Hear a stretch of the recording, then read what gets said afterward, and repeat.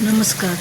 तर बाहेर मस्त असा पाऊस पडतोय आणि अशा पावसाळी वातावरणात काहीतरी चटपटीत असं खावंसं वाटतं. त्यातल्या त्यात भजी तर सगळ्यांनाच आवडतात अशा पावसाळी वातावरणात खायला. पण मी एक वेगळ्या प्रकारची तुम्हाला भजी सांगते की जी बिलकुल तेलकट नाही आणि आपल्या शरीराला पण हेल्दी असतात. तर आता ही भजी कशी करायची ते मी सांगते. तर ह्या भाज्यांच्यासाठी आपण वापरणार आहोत हरभरा डाळ आणि मूग डाळ. तर आता ही एक वाटी मी हरभरा डाळ आणि मूग डाळ घेतलेली आहे. तर आता ही हरभरा डाळ आणि मूग डाळ स्वच्छ अशी धुवून घ्यायची आहे एका पातेल्यात आणि स्वच्छ धुवून त्याला पण 2 ते 3 तास मस्त भिजू द्यायची आहे.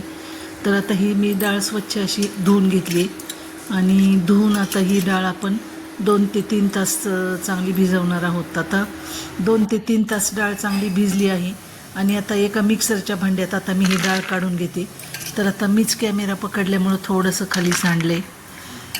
तर ही डाळ अशी मिक्सरच्या भांड्यात घालून छान अशी वाटून घ्यायची पाणी न घालता आणि त्यात वाटल्यानंतर आपण त्याच भांड्यात आल्याचा एक तुकडा आणि 5-6 मिरच्या घालायच्या आहेत. आता हे मिरच्या घालून आपण वाटायचं आहे चांगलं बारीक.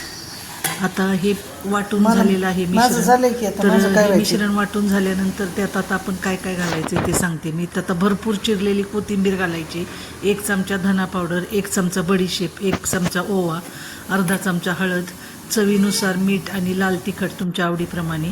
तर आता हे सगळं यात त्या मिश्रणात घालून हे सगळं एकजीव करायचं आहे मस्त. तर आता हे सगळं एकजीव केलं आहे आणि इकडे मी आता पॅनमध्ये तापायला ठेवलं आहे. आता त्यात तेल घातलं आहे.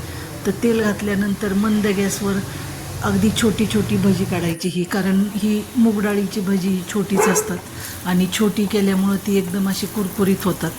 तर छोट्या छोट्या आकाराची अशी मी भजी या तेलात सोडली आणि मंद गॅसवर छान अशी गुलाबी रंगावरती आपण तळून घेणार आहोत.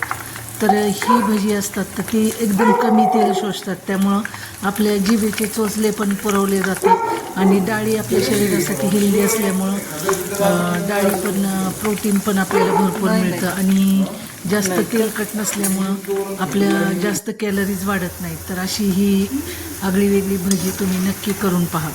तर अशी ही भजी मस्त अशी मंद गॅसवर भाजायची. तोपर्यंत इकडे मी आता चहा ठेवला आहे. तर आजचा आमचा बेत मस्त चहा भजी वगैरे असं. तर अशा ह्या पावसाळ्या दिवसात मस्त गरमागरम भजी आणि गरमागरम कडक असा चहा म्हणलं की एक मेजवानीच. तर ही रेसिपी तुम्ही नक्की ट्राय करा आणि तुम्हाला जर पावसाळ्यात भजी खावीशी वाटली तर बेसन पिठाची भजी न करता अशा प्रकारे कमी तेलकट होणारी आणि हेल्दी अशी भजी तुम्ही नक्की करून पहा आणि ही रेसिपी कशी वाटली नक्की सांगा. धन्यवाद.